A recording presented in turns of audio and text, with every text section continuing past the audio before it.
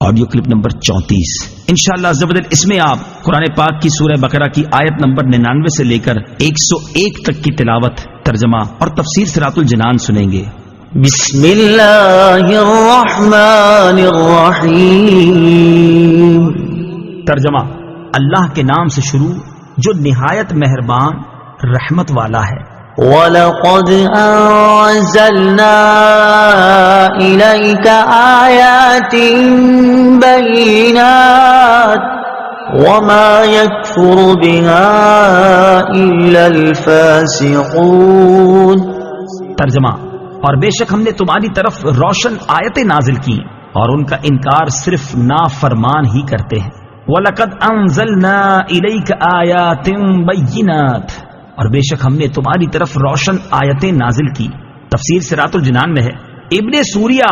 نے نبی اکرم صلی اللہ تعالی علیہ وسلم سے کہا کہ آپ کوئی ایسی چیز لے کر نہیں آئے جسے ہم پہچانتے ہوں، اور آپ پر ایسی کوئی روشن آیت نازل نہیں ہوئی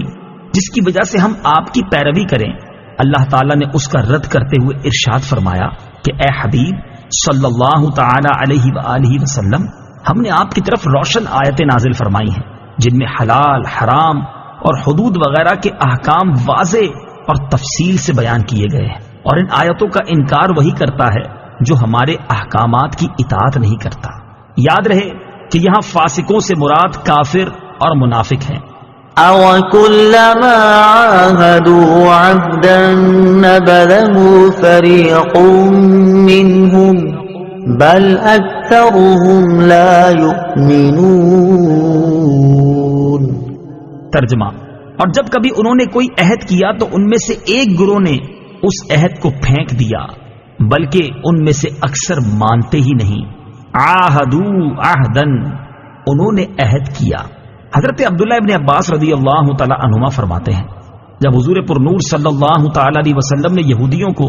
اللہ تعالیٰ کے وہ عہد یاد دلائے جو حضور اقدس صلی اللہ تعالی علیہ وسلم پر ایمان لانے کے متعلق تھے، تو مالک بن سیف نے کہا، خدا کی قسم آپ کے بارے میں ہم سے کوئی عہد نہیں لیا گیا۔ اس کے جواب میں یہ آیت نازل ہوئی اور فرمایا گیا کہ یہودیوں نے جب کبھی کوئی عہد کیا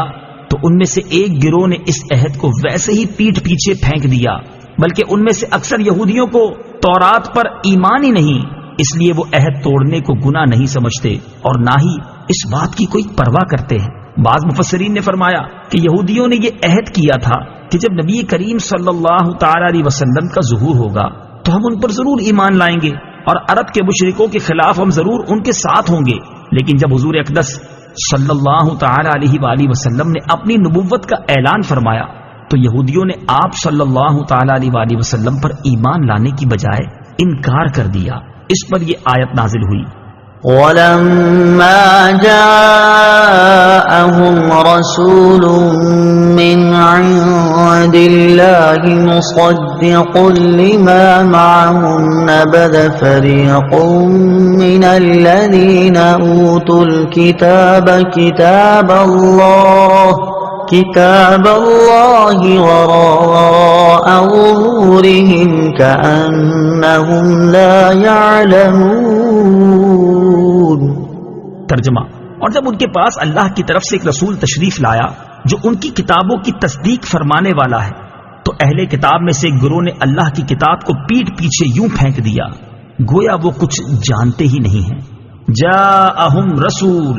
ان کے پاس رسول آیا۔ یہاں رسول سے مراد سرکار دو عالم محمد مصطفیٰ صلی اللہ تعالی علیہ وآلہ وسلم ہیں، اور چونکہ آپ صلی اللہ تعالی علیہ وسلم توریت، زبور وغیرہ کی تصدیق فرماتے تھے اور خود ان کی کتابوں میں بھی حضور صلی اللہ تعالی علیہ وسلم کی تشریف آوری کی بشارت اور آپ صلی اللہ تعالی علیہ وآلہ وسلم کے اوصاف و احوال کا بیان تھا، اس لیے حضور انور صلی اللہ تعالی علیہ وآلہ وسلم کی تشریف آوری اور آپ صلی اللہ تعالی علیہ وسلم کا وجود مبارک ہی ان کتابوں کی تصدیق ہے۔ لہٰذا اس بات کا تقاضا تو یہ تھا کہ حضور اکرم صلی اللہ تعالی علیہ وآلہ وسلم کی آمد پر اہل کتاب کا ایمان اپنی کتابوں کے ساتھ اور زیادہ پختہ ہوتا، مگر اس کے برعکس انہوں نے اپنی کتابوں کے ساتھ بھی کفر کیا۔ مشہور مفسر سدی کا قول ہے کہ جب رسول کریم صلی اللہ تعالی علیہ وسلم کی تشریف آوری ہوئی تو یہودیوں نے توریت اور قرآن کا تقابل کیا، اور جب دونوں کو ایک دوسرے کے مطابق پایا تو انہوں نے توریت کو بھی چھوڑ دیا. وراء ظہورہم، اپنی پشتوں کے پیچھے. تفسیر صراط الجنان میں ہے پیٹ پیچھے پھینکنے سے مراد ہے اس کتاب کی طرف بے التفاتی کرنا. حضرت سفیان بن عیینہ رضی اللہ تعالی عنہ کا فرمان ہے کہ یہودیوں نے توریت کو ریشمی غلافوں میں سونے چاندی کے ساتھ مزین کر کے رکھ لیا اور اس کے احکام کو نہ مانا. قرآن مجید سے متعلق مسلمانوں کی حالت زار.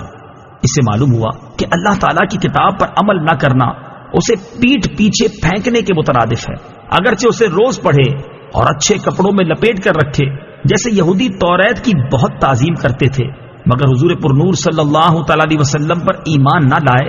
تو اس پر عمل نہ کیا گیا، گویا اسے پسے پشت ڈال دیا. آج کے مسلمانوں کا حال بھی اس سے بہت مشابہ ہے کہ قرآن پاک کے عمدہ سے عمدہ اور نفیس نسخے گھروں اور مسجدوں میں الماریوں کی زینت تو ہیں، ریشمی غلاف بھی ان پر موجود ہیں، لیکن پڑھنے، سمجھنے اور عمل کرنے کی حالت یہ ہے کہ ان الماریوں اور ریشمی غلافوں پر گرد کی تہ جم چکی ہے، اور حقیقتاً وہ گرد ان غلافوں پر نہیں بلکہ مسلمانوں کے دلوں پر جمی ہوئی ہے. آج کہاں ہے وہ مسلمان جنہیں قرآن کے حلال و حرام کا علم ہو، جنہیں اسلامی اخلاق کا پتہ ہو، جن کے دل اللہ تعالیٰ کی آیات سن کر ڈر جاتے ہوں اور ان کے اعضاء اللہ تعالیٰ کے خوف سے کانپ اٹھتے ہوں، جن کے دل و دماغ پر قرآن کے انوار چھائے ہوئے ہوں. افسوس، وہ معزز تھے زمانے میں مسلمان ہو کر، ہم خوار ہوئے تارک قرآن ہو کر. اس آیت سے اشارتاً معلوم ہوا کہ قرآن شریف کی طرف پیٹھ نہیں کرنی چاہیے کہ یہ بے رخی اور بے توجہی کی علامت ہے، اور یہ بھی معلوم ہوا کہ بے عمل آدمی جاہل کی طرح ہوتا ہے، بلکہ اس سے